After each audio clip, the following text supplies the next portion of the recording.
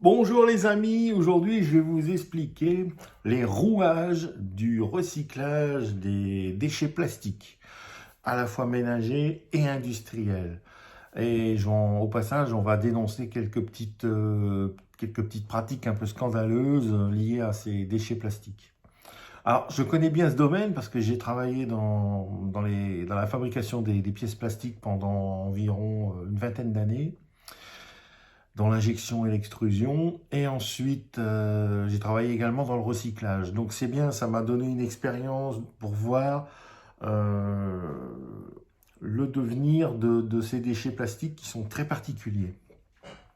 Alors déjà, je suis scandalisé, vraiment scandalisé par les lobbies alimentaires et plastiques qui se permettent de se dédouaner totalement sur la pollution plastique. En clair, c'est pas leur faute, c'est la nôtre. On nous rabat sans cesse le même message. Vous ne triez pas assez vos déchets, vous faites n'importe quoi. Donc, franchement, c'est scandaleux parce que qui crée le déchet plastique? C'est l'industriel. Qui fabrique des objets à usage unique? Plastique à usage unique, les industriels. Qui fabrique des objets à plastique à obsolescence programmée, c'est-à-dire avec des épaisseurs ou des nervures tellement fines, comme ça, c'est refroidi rapidement, ça se fabrique très rapidement, c'est pas trop cher. Ouais, mais ça casse très très vite. Au bout de quelques semaines, quelques mois, voire même quelques années, le plastique devient plus fragile et casse. Donc voilà. Combien de fois vous avez eu des objets qui vous ont cassé dans les mains un peu prématurément? Donc c'est vraiment dommage.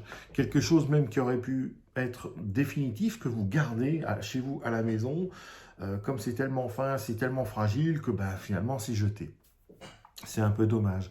Et ensuite, qui rétrograde les objets en verre ou en métal euh, qui avaient des lignes de collecte et de recyclage bien en place il y a peut-être 30 ou 40 ans, pour les remplacer par des objets tout plastiques, voilà, qui ont un taux de tri et de recyclage finalement proche du zéro. Les industriels. Et ensuite, qui n'assure pas la consigne et la collecte à 100% vraiment très sérieuse de ces déchets plastiques? Eh ben, les industriels, encore une fois. Donc, vous voyez, on nous met tout sur le dos, c'est pas très cool. Alors, je dis pas qu'il y a des gens qui jettent par les fenêtres, un peu tout par les fenêtres ou dans les rues ou dans le caniveau. C'est lamentable et je trouve ça vraiment dommage, hein, de vider tout partout dans la nature. Et je parle même pas comment dire, des petites déchetteries à la sauvette partout dans la nature, hein. On en rencontre, hein. Des fois, je fais des randonnées, on a des tas d'immondices, de bidules, de résidus de matériaux qui traînent dans tous les coins, en pleine nature, au coin d'un sentier. On se dit, mais comment c'est arrivé là? C'est fou, quoi. Avec toutes les déchetteries qui existent partout, il n'y a pas besoin de faire 10 km pour avoir une déchetterie, donc c'est incroyable, quoi. C'est encore une histoire de pognon, quoi, pour pas payer de taxes et compagnie. Donc voilà. Donc vous voyez, faire culpabiliser les gens en leur rejetant la faute, c'est pas normal. Mais à la fois, je les comprends, c'est une stratégie vicieuse et c'est même leur seule et unique stratégie de renverser les rôles pour se dédouaner complètement. Aujourd'hui, on promet d'améliorer les taux de collecte. On dit tout le temps, bon, l'année prochaine, on va essayer de faire mieux. Alors, on était à 25%, on va essayer de faire 30-35% l'année prochaine, hein. Et puis, en fait, le résultat, c'est du pipeau, c'est de la poudre aux yeux, c'est juste pour gagner du temps et surtout beaucoup d'argent. Le constat, c'est que même, par exemple, les bouteilles plastiques qui sont triées et recyclées, c'est même pas 30% en France. 30% des bouteilles, bon, triées et recyclées. Tout le restant, où est-ce que ça va? Ben, en enfouissement, à la mer, un peu partout. C'est franchement, c'est lamentable, c'est vraiment trop faible. Il y a des pays, par exemple, comme l'Allemagne, où il y a des systèmes de consignes sur chaque bouteille plastique et même en verre. Donc tout le monde ramène ses bouteilles. C'est 100% de récupération. Il n'y a pas une bouteille qui traîne dans les sacs poubelles. S'il y en a, c'est vraiment que les gens ne se sont pas emmerdés, ne se sont pas fait chier, mais ils perdent de l'argent. Donc, on met dans un sac spécial, on ramène ça, on met dans une machine, on récupère le ticket de consigne, Et quand on fait ses courses juste à côté, voilà, c'est déduit de votre liste de commission, quoi, voilà, donc de votre budget. Donc vous récupérez tout de suite cet argent, en fait, et qui est réinvesti dans d'autres bouteilles. Donc ça tourne, ça ne vous coûte rien. Mais au moins, ces bouteilles ne sont pas dans la nature. Voilà, c'est récupéré, c'est collecté à 100%. Ça, c'est génial. Ensuite, il y a des choses effarantes qu'on nous raconte partout, même à la télévision. Par exemple, sur une filière de recyclage pour les voitures. Les voitures sont soi-disant démontées, on récupère tout à 98%, il paraît. Eh ben, c'est pas vrai du tout, franchement. Par exemple, vous prenez, allez, pour une voiture, vous prenez le pare-choc. C'est, je sais pas combien de pièces métalliques et plastiques qui sont plus ou moins soudées entre elles, collées. Il y a même des parties électriques, électroniques dedans, avec des capteurs, des machins, indémontables. En plus avec les peintures, indémontables. Donc ça, le pare-choc, les pare-chocs poubelles, hein, non, non, on n'en veut pas. Zéro recyclage. Un phare même, par exemple. Un phare, bah, il y a trop de matières plastiques différentes aussi.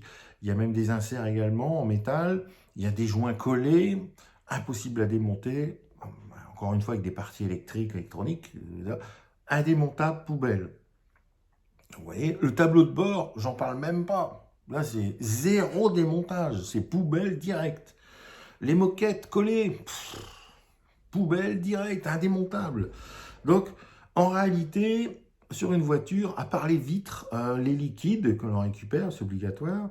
Donc, le moteur, le pot catalytique, les jantes, les fauteuils, enfin les mousses de fauteuil. En fait, toute la carcasse, tout le restant, la carcasse passe au broyeur à voiture. On pose la voiture dans un broyeur, tout est découpé en gros morceaux, et avec un électroaimant, on vient récupérer l'acier, les morceaux d'acier. Et tout le restant, ça fait un sacré volume du restant, hein, tout le restant qui est un amas de tout ce qu'on veut, là, toute la misère, part en enfouissement. Voilà. Donc on remplit des trous à une vitesse phénoménale à cause de ça. Donc on vient dire, ouais, les voitures, on est presque à 100%, hein, mon œil. Moi, je dirais même pas 50%, 60% à tout casser, et encore, à condition de mettre beaucoup de monde pour démonter un maximum de choses. Mais après, je sais pas s'il parle peut-être en poids, en volume, je sais pas. Mais bon, c'est quand même, c'est pas glorieux, glorieux, hein, franchement, c'est un peu triste, hein. En fait, par exemple, pour les voitures, on devrait déjà imposer aux fabricants de voitures, dès la conception, de dire avant de créer, vous faites des pièces facilement démontables, facilement repérables, que les gens ne soient pas, qui n'aient pas besoin de chercher, dire ça, c'est du polyéthylène, ça, c'est du polypro, ça, c'est de l'ABS, ça, c'est du polyamide, ça, c'est du machin, et que tout soit démontable. Et dès la conception, c'est-à-dire que si on arrive à faire quelque chose d'entrée de jeu, avant de fabriquer et de monter toute une voiture, on la rend facilement démontable complètement à 100%. C'est pas toujours évident, mais au moins ça serait déjà mieux que rien. Et ça serait déjà un sacré boulot. Alors, en fait, pourquoi il y a si peu de recyclage du plastique en réalité, aussi bien dans les déchets ménagers qu'industriels? C'est parce que souvent c'est souillé par des restes alimentaires, ou de la poussière, ou des insectes. Ah oui, vu qu'il y a des restes alimentaires, bah, voilà. Parce que c'est parfois un montage de plusieurs plastiques différents. C'est un problème. Pour un tableau de bord, c'est catastrophique, hein. C'est monté, soudé, collé, clipsé, avec des inserts qu'on a moulé on a moulé des inserts directement avec le plastique. Donc ils sont pris dedans, on ne peut plus les démonter, ou alors il faut tout arracher. Et à la main, des fois, c'est pas simple. Donc en plus, il existe tellement de sortes, le problème c'est ça, il existe tellement de sortes de matières plastiques différentes qui ne sont pas compatibles entre elles du tout, hein. Vous les mélangez, c'est la catastrophe. C'est un véritable casse-tête, même pour les industriels et pour le recyclage. Un véritable casse-tête. Et pour ceux qui connaissent. Alors, imaginez quelqu'un qui ne connaît pas les différences. Là, c'est mission impossible. Franchement, je ne sais pas comment on fait. Et puis aussi, surtout, c'est que il y a si peu de recyclage parce que les filières, justement, de recyclage sont rares et même presque des fois inexistantes pour certains matériaux. Donc, c'est tellement cher, ça revient tellement cher, ça coûte même tellement, voire plus cher que d'acheter de la matière neuve d'origine, donc la matière vierge, comme ils disent. Donc pourquoi un fabricant de pièces plastiques va s'enquiquiner, pour être gentil, à se compliquer la vie avec des réglages différents, des trucs qui évoluent, qui sont pas stables, la qualité est pas stable, en mettant quelques pourcents de 10, 20 ou 30% de recyclé. Non, il va peut-être mettre 1 ou 2%, et puis voilà, terminé, au revoir, parce que euh, c'est compliqué, hein, je vous le dis. J'ai travaillé dans la fabrication pendant 7 ans de batteries, 100% régénéré, donc recyclé. C'était pas de la tarte, hein, je vous dis. Hein. Tous les heures, c'était contrôle. Valait même mieux contrôler plusieurs fois par heure la qualité, voir si ça n'avait pas bougé, parce que souvent, d'une heure sur l'autre, on n'avait plus une seule pièce bonne. Hein. Donc, c'était infernal, infernal. On était tout le temps sur les pupitres des machines à essayer de rétablir, de rectifier le tir, pour refaire de la pièce bonne, quoi. Mais il fallait mettre de côté les fabrications, les recontrôler. Ah, on devenait fou. Hein. Pendant 7 ans, c'était limite à devenir fou, hein, je vous le dis. Hein. Du 100% régénéré, c'était chapeau. Hein. Très, très compliqué. Et puis c'est vrai que finalement, il y a beaucoup de filières qui réutilisent ces matières qui ne sont même pas rentables. C'est-à-dire que ça ne vit que de subventions de l'État, de l'Europe, de la région, pour subsister, quoi, pour survivre. Le jour où il n'y a plus ça, le jour où on coupe cet argent-là, vite, c'est terminé, c'est plus rentable, on ferme la boutique. Hein. Non, non, non, ça, on gagne pas une thune avec ce truc, donc c'est fini. Donc c'est triste. Hein. Alors pour les déchets ménagers, on va voir déjà les déchets ménagers, c'est pas triste, c'est très limité, ça va être vite réglé. Déchets ménagers, bah, on récupère facilement le papier carton. Ça, c'est le premier truc qu'on récupère.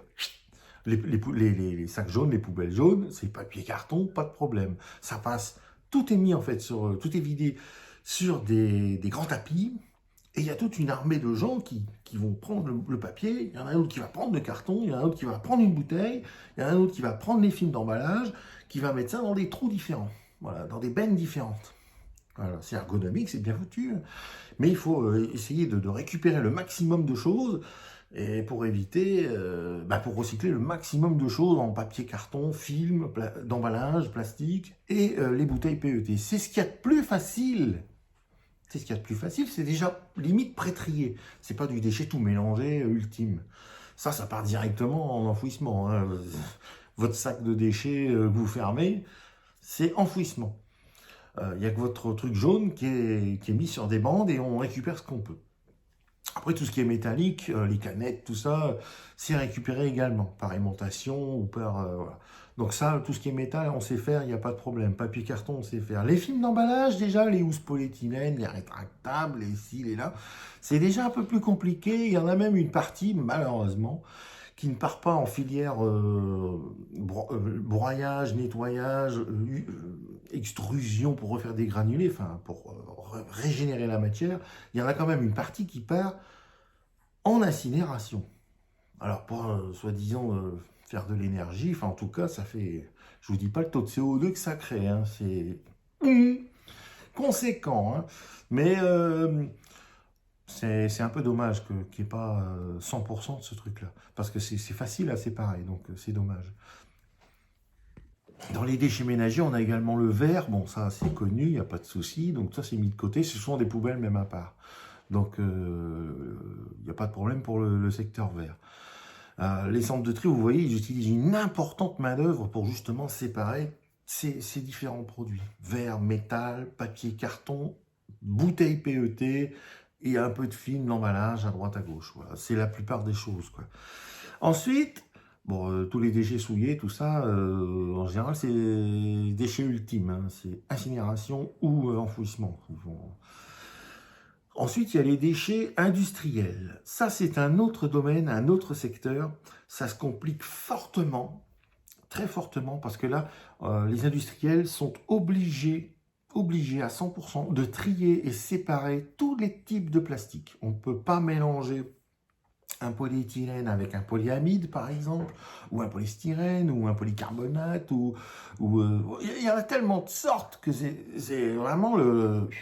Si on ne met pas des sacs pour chaque type, si on fait un mélange, c'est la catastrophe. Si on, voilà, vous voyez, donc pas facile.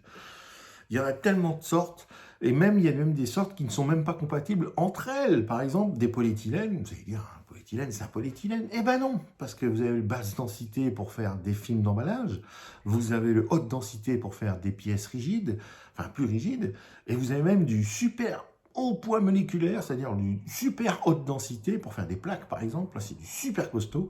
Donc, ça, le granulé, si vous mélangez les trois, le granulé, catastrophique. Impossible à refaire une pièce, quoi que ce soit avec, hein, c'est une horreur. Pareil pour les polyamides, vous avez des polyamides, par exemple du 6, à température de fusion, c'est très fluide comme de l'eau. Et vous en avez une autre, par exemple polyamide 11 ou polyamide 12, c'est extrêmement visqueux. À température de fusion, c'est comme... C'est pire que du miel, quoi. Il faut pousser des milliers de barres pour que ça sorte, quoi. Donc, vous mélangez ces deux matières-là ensemble, le granulé, au final, c'est poubelle, hein, c'est catastrophique. Personne n'en veut, personne ne peut utiliser ce truc-là. Donc, complètement incompatible. Alors, si chaque catégorie n'est pas correctement séparée les unes des autres, c'est impossible de recycler quoi que ce soit. Donc les films polyéthylène d'emballage, les housses et les comment on appelle ça, les films rétractables, ils sont broyés, déjà séparés, ensuite ils sont broyés, lavés, et ils passent en extrusion, c'est-à-dire qu'ils sont refondus et on refait des granulés avec, du régénéré, on appelle ça du granulé régénéré. Avec ces granulés régénérés, souvent on fait des sacs poubelles. Après, la filière, elle est, comment dire, elle est quand même assez limitée parce qu'il y a souvent des mélanges ou même parfois des pollutions métalliques ou autres. Donc, pas facile. Pour les pièces plastiques rigides, c'est compliqué. C'est-à-dire que le seul moyen pour une pièce plastique, comment dire, rigide, c'est le recyclage mécanique pour l'instant. C'est-à-dire on vient broyer la pièce. Elle est mise en petites miettes de toutes les couleurs. Hein. Et ensuite on la stocke en big bag et ça repasse par encore une fois lavage, extrusion pour refaire du granulé régénéré.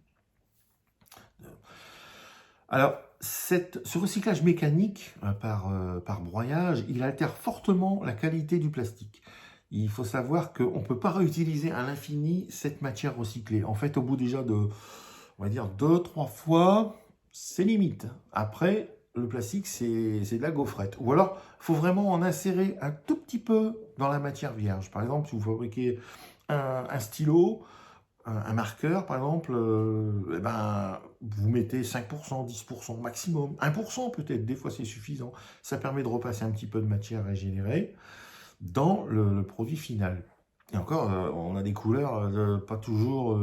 souvent, en général, ce sont des couleurs mélangées. Donc, on n'arrive pas à avoir du bleu, du vert, du jaune, du blanc. Non, c'est pas possible. C'est souvent du vert kaki, du gris foncé, noir, bleu marine. Voilà, c'est toujours des teintes très très foncées parce que tout est remélangé. Donc, voilà. Et on ne peut pas remettre un colorant blanc pour refaire toutes des couleurs bizarres et refaire avec un colorant blanc, refaire du blanc. C'est impossible. Donc on est très limité aussi en utilisation des couleurs. On ne peut pas aussi les repasser, ces matières régénérées, les repasser en alimentaire. C'est interdit par la loi. Ou alors dans des multicouches. Par exemple, vous allez avoir des pièces plastiques avec une couche en contact avec l'aliment neuve, à l'intérieur du recyclé et à l'extérieur, soit un mélange des deux, ou des fois, souvent ils remettent du neuf. Ils font du double couche ou du tricouche. Ce qui est compliqué à faire, c'est très compliqué à faire. Les machines, c'est pas le même tarif. Hein. Entre quelque chose qui fait une paroi simple et unique et une qui peut faire 2 ou 3 couches, le tarif c'est x2, x3, x5 au niveau du prix de la machine. Donc il y en a très peu qui sont outillés pour faire ça. Euh, On a aussi la filière des tout ce qui est un truc qui marche bien, c'est la filière des PVC, menuiserie PVC par exemple. Ça se broie facilement. Donc, bien sûr, il faut enlever les films de protection, les films bleus, hein, polyéthylène de protection. Il faut enlever les inserts métalliques, parce que souvent les fenêtres, tout ça, c'est infesté d'inserts métalliques. Et puis également les joints. Ça, faut tout retirer, quoi. Mais on peut récupérer ce PVC. Il repartira en PVC menuiserie, pareil, en quelques pourcents, donc de la matière vierge. Ça passera impeccable. Donc en fait, ce qu'il faut retenir, c'est que le recyclage mécanique, il consiste à trier, laver, broyer les produits différenciés pour en refaire des granulés. Mais il y a aussi une nouveauté. Il n'y a pas que ça, il n'y a pas que le recyclage mécanique. Euh, la grande nouveauté, c'est le recyclage chimique. Alors, il y en a plusieurs. En fait, ce sont toutes les technologies qui permettent de convertir les plastiques en substances chimiques de base, les petites briques, en monomères. On casse les polymères pour faire des monomères, pour récupérer les monomères et refaire de la matière vierge. C'est comme si un peu on disait on est parti du pétrole pour fabriquer des plastiques et le plastique on le retransforme en pétrole pour refaire un peu ce que l'on veut. C'est un peu le cas. Par exemple, il y a des usines aux États-Unis qui refabriquent du carburant à base de plastique. C'est fait à partir de plastique. Donc vous voyez, on refait du carburant à partir de ça. Euh, Là, en fait, ce qu'on voudrait faire, c'est, vous dire, un peu comme un Lego, on redémonte les petites pièces, on récupère les monomères et on les réassemble ensemble proprement, pureté. Et ce qui est intéressant, c'est que ça, en faisant ça, ça garde, si on recrée un matériau, c'est un matériau vierge. C'est-à-dire que on reprend les petites briques, on les réassemble ensemble, proprement, ça refait un matériau tout à fait neuf. Donc, avec des qualités mécaniques qui ne se perdent plus. Donc, c'est quand même, on va pas dire que c'est infini, mais il y a quand même un peu plus de... C'est mieux que le recyclage mécanique, qui, au bout de deux, trois fois, c'est mort. Après, il faut arrêter le recyclage de ces pièces-là, c'est foutu. Donc voilà, les propriétés sont comparables à celles des matériaux vierges. Alors, tous ces systèmes chimiques que l'on peut utiliser, c'est par exemple la pyrolyse, l'hydrolyse, les attaques d'enzymes également, les solvants, certains solvants, les micro-ondes également. L'idée, voilà, je vous dis, c'est de rompre et de briser les chaînes carbonées des polymères pour récupérer les monomères qui sont récupérés pour faire des matières vierges, des matériaux vierges. Alors, malheureusement, tous ces procédés de recyclage chimique, ils n'en sont qu'au stade encore du laboratoire. Ou alors c'est vraiment du pré-industriel, quoi. C'est un essai industriel. Donc c'est vraiment très timide. Je vois pas comment on pourrait absorber de tels volumes de déchets qui arrivent et qui vont arriver. C'est pas bon signe, quoi. C'est-à-dire qu'on a toujours un temps de retard, mais immense par rapport à la réalité. Euh, alors, certes, il y a de l'avenir dans le recyclage, il n'y a pas de souci, que ce soit mécanique, que ce soit chimique ou autre. L'idée idéale, ça serait de mettre tout dans un gros réacteur et tout refaire redevenir du pétrole ou du gaz. Et avec ça, on peut refaire plein de choses. Voilà, on refait tout ce qu'on veut avec. Mais c'est pas gagné d'avance, c'est pas aussi simple. Donc, en clair, moi, ça me fait penser à un dessin animé de Walt Disney qui s'appelle Wall-E. Il y a déjà quelques années, hein, c'est pas récent. Et vous savez, c'est un petit robot qui collecte les déchets, il en fait des petits cubes, et il va mettre son petit cube, il va empiler son petit cube pour faire comme une ville, il s'amuse, quoi. Il fait comme des gratte-ciel avec, il fait tout ce qu'il veut avec. Et en fait, l'humain ne peut plus vivre sur Terre. Il n'y a plus de nature, il n'y a même plus une plante. De toute façon, impossible. Tout est enseveli sous des montagnes de déchets. Donc, l'humain est parti habiter ailleurs, peut-être pas sur une autre planète, mais il est parti dans l'espace en attendant quoi, que ces petits robots nettoient tout et que peut-être la vie revienne. Bon, et c'est vraiment très contemporain. On regarde ça avec un œil, comment dire, je sais pas, c'est comme un message subliminal, l'air de dire, Vous voyez, c'est rigolo, hein, mais c'est ce qui vous attend. Dans un futur plus ou moins lointain, voilà, vous serez enseveli de déchets parce que vous avez été beaucoup trop tardif à mettre en place quoi que ce soit pour vraiment recycler et éviter ça. Ça serait quand même dommage d'en arriver là, mais bon, on y va droit dedans, on est le mur, on est tout droit. Voilà. C'est comme ça, c'est l'humain, c'est un peu comme... on sait ce qu'il faut faire hein, pour régler les problèmes de température, de montée de température, là, les plus 1, plus 2 degrés, là, on sait ce qu'il faut faire, exactement. Hein. Mais on fait pas, ça bouge pas, ça... Bon, c'est timide, il y a des pays qui replantent des arbres, mais nous, on fait quoi là on bouge quoi on va limiter un peu ci, un peu ça, mais c'est timide, ça n'avance pas, ça avance pas. Et bilan des courses, bah, tous les ans, c'est la même chose, et c'est pire, c'est pire. Il y a plus de choses, encore plus d'indicateurs qui sont dans le rouge, et on se dit, il y a des solutions, il y en a plein, mais ça coûte cher, ça coûte de l'argent, c'est politique, faut... Tout le monde fait pareil, sinon c'est la catastrophe. S'il y en a un qui fait blanc et qui fait noir, c'est pas possible, bon, ça sert à rien. On s'en sort pas, donc là c'est la même chose. Les déchets plastiques, on sait ce qu'il faut faire avec, mais il y a plein de solutions, mais on est toujours en retard d'une guerre. C'est un peu dommage. C'est pareil, par exemple, on va passer des voitures à l'alimentaire. Cette brique de lait, mais ça pourrait être une brique de jus de fruits, ça peut être plein de choses. Eh ben ça, on nous dit que c'est soi-disant recyclable. Non, c'est pas recyclable. C'est un mélange de, comment dire, de papier plastifié sur le dessus, ou au moins ciré, avec une feuille d'aluminium en intérieur, en dessous, et encore une feuille de polyéthylène collée dessus, parce que, ouais, par exemple, un jus d'orange acide ou un jus de fruits acide en contact avec l'aluminium, il n'y a plus d'aluminium en très très vite. Donc, c'est un matériau au moins 4 à 5 couches. Comment voulez-vous recycler quoi que ce soit? L'aluminium là-dedans, c'est négligeable, il n'y a même pas quelques grammes. Du carton, ils n'en veulent pas, les cartons, ils n'en veulent pas, hein, parce que ça, recycler ça, c'est impossible pour eux. Hein. Tout ce qui est papier sulfurisé et papier plastifié, ils ont impossible de recycler le carton, ni le papier. Donc, à moins d'avoir un procédé chimique pour aller manger les... Non, c'est impossible. Donc ça, c'est poubelle. Et on vient nous dire, oh, mais non, ça, faut le mettre dans le truc recyclable. Pff, mais n'importe quoi. Parce que ça, ce produit-là, il devrait jamais exister. C'est pas possible. On savait le faire en bouteille de verre recyclable à l'infini. On est venu faire un machin tout plastique.